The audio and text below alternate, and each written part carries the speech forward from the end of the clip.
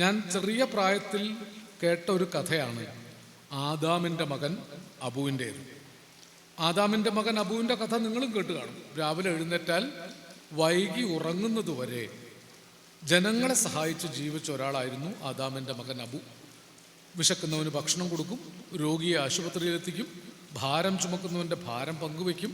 ഇങ്ങനെ അവശരെയും ആർത്തരെയും ദുഃഖിതരെയും നിരാശ്രയരെയും സഹായിച്ചുകൊണ്ട് ജീവിതം മുഴുവൻ ചെലവാക്കിയ അബു ഒരു നാൾ ഒരു മലക്കിനെ കണ്ടുമുട്ടി. മലക്കെന്ന് പറഞ്ഞാൽ മാലാഖ. മലക്ക് ഒരു തടിച്ചു വീർത്ത പുസ്തകം പരിശോധിക്കുകയായിരുന്നു.